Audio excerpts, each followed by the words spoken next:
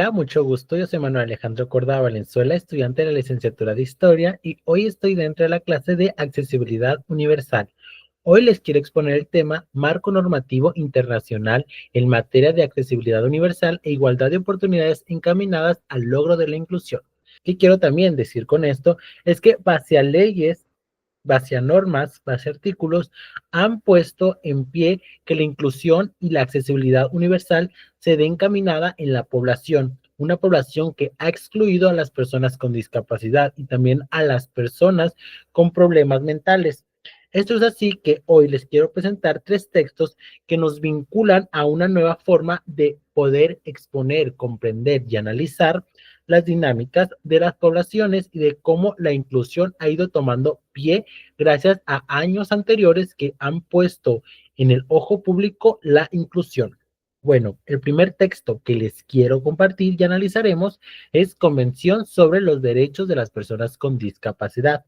Bueno, una convención en realidad es el inicio de un acuerdo sobre los derechos humanos, con el fin de que los países participantes se prometan a proteger y cumplir con los derechos humanos.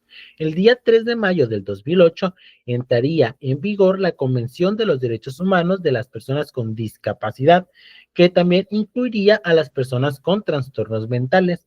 Esta convención sería una de las más importantes al comprender y visualizar a las personas con capacidades diferentes, entrando en vigor la protección a su persona, sin hacerle diferencia por su condición.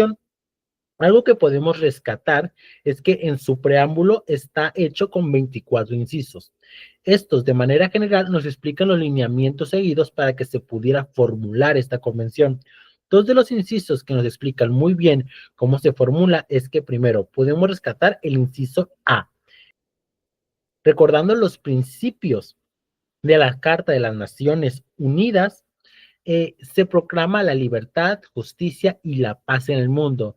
Tienen por base el reconocimiento de la dignidad y el valor inherente de los derechos iguales e inalienables de todos los miembros de la familia humana. También en nuestro inciso D, que nos dice, recordando el Pacto Internacional de los Derechos Económicos, Sociales, Culturales, el Pacto Internacional de Derechos Civiles y Políticos, la Convención Internacional sobre la Eliminación de las Formas de Discriminación Racial, la Convención sobre la Eliminación de todas las formas de discriminación contra la mujer, la Convención contra la Tortura y otros tratos o penas crueles, inhumanos o degradantes, la Convención sobre los Derechos de Niños y la Convención Internacional sobre la Protección de los Derechos de todos los trabajadores migratorios y de sus familias, dándonos y observando que desde hace años muchísimas convenciones ya se habían dado, muchos pactos internacionales sobre cómo proteger los derechos de cualquier forma para todas las personas, dejándonos en claro que se ha visto que dentro tanto de estos convenios como pactos hacía falta algo muy importante, las personas con discapacidad, lo que da pie a estos 50 artículos. ¿Qué nos dicen estos 50 artículos? Bueno, desde el artículo 1 ya nos ponen ahí el propósito, y como lo podemos leer, el propósito de la presente convención es promover, proteger y asegurar el goce pleno y en condiciones de igualdad de todos los derechos humanos y libertades fundamentales por todas las personas con discapacidad y promover el respeto de su dignidad inherente. Esto es muy, muy importante para poder comprender que estos artículos están hechos para la forma en que todas las personas comiencen a respetar a las personas con discapacidad y estas, a su vez, puedan tener un goce pleno las personas con discapacidad. En su segundo artículo nos habla sobre las definiciones correspondientes que se harán sobre los artículos y sobre esta Carta de los Derechos Humanos. Bueno, nos habla sobre las condiciones de la comunicación y de todas las formas que existen para comunicarse que se tienen que tomar en cuenta, como el braille, lenguaje de señas. Nos habla sobre las distintas formas del lenguaje y cómo se van a utilizar. Nos hace y nos dice cómo se puede hacer que en esta convención la comunicación forma parte importante.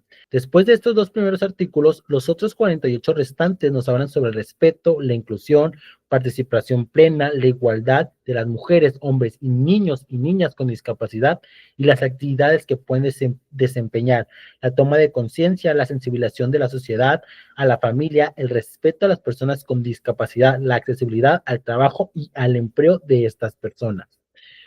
Teniendo muy en cuenta esto, que es uno de los primeros convenciones sobre los derechos de las personas con discapacidad, nos podemos ir después a este que nos deja aún más en claro sobre esto, ¿no? Nacen las normas uniformes sobre la igualdad de oportunidades para las personas con discapacidad. Esto consiste en realidad en 22 normas que resumen el mensaje del Programa de Acción Mundial, incorporan la perspectiva de los derechos humanos que se han ido desarrollando a lo largo del decenio. ¿Qué nos quiere decir? Pues como lo podemos leer, esto está dividido en diferentes capítulos. Aquí lo podemos ver, requisitos para la igualdad de participación, esferas previstas para la igualdad de participación, medidas de ejecución y mecanismos de supervisión que abarcan todos los aspectos de la vida de las personas con discapacidad. ¿Qué podemos comprender con esto? Es que las normas en realidad nos dan una forma en la que podemos comenzar a ver a las personas con discapacidad y cómo estas personas con discapacidad comienzan a entrar. Primeramente tenemos que tener el requisito de la igualdad, que estos puedan participar de manera plena en las acciones de los círculos o de las comunidades. Esto es así que estas normas nos dan en cuenta que comenzamos a o tenemos que comenzar a respetar. Tenemos que quitar las barreras, tenemos que comenzar a observar a las personas con discapacidad no como personas inservibles, como muchas veces se refieren a ellas, sino que son personas con una capacidad diferente que pueden hacer actividades únicas dependiendo de las cosas que tengan, las discapacidades físicas. Y también, como ya lo vimos en el otro texto, también algunos problemas mentales, que también esas personas son excluidas y también se les nombra como discapacitadas. Es así que comprendiendo estos dos textos, llegamos a este último texto, la Ley 51-2003, del 2 de diciembre de Igualdad de Oportunidades, No Discriminación y Accesibilidad Universal de las Personas con Discapacidad. Pero en realidad, ¿esto qué es? Bueno, podemos empezar con esto que rescaté. Juan Carlos I, rey de España. Esto lo dice en el texto.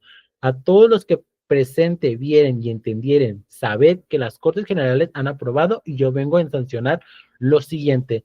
Es así que comienza a darnos la explicación de motivos de por qué se está haciendo esto. Y en base a lo que se sabe es que en las encuestas de discapacidad y deficiencias y estado de salud del Instituto Nacional de Estadística de 1999, hay en torno a 3,5 millones de personas con discapacidad.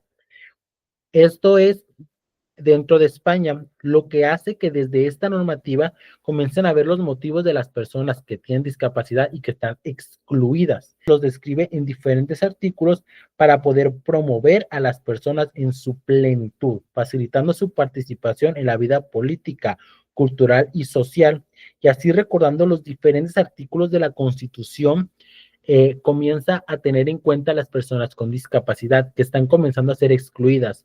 Dentro de estos 21 artículos y 15 disposiciones, nos hace dar en cuenta que las personas con discapacidad tienen que comenzar a ser respetadas. Dentro de estos textos, lo que quiero demostrar es cómo se comienza a ver una historia de la accesibilidad. No es algo que haya comenzado hace poco tiempo. Hay ya desde varios años que se comienzan a tener estas perspectivas de que las personas con discapacidad son excluidas y que debemos nosotros como sociedad comenzar a incluirlas, ya que no presentan problemáticas, ya que ellos al tener sus capacidades diferentes también forman parte de la sociedad y tienen también el derecho de la participación, ya que siguen siendo personas. Esto es todo por mi parte, espero lo hayan comprendido y nos vemos en los siguientes videos. Muchísimas gracias.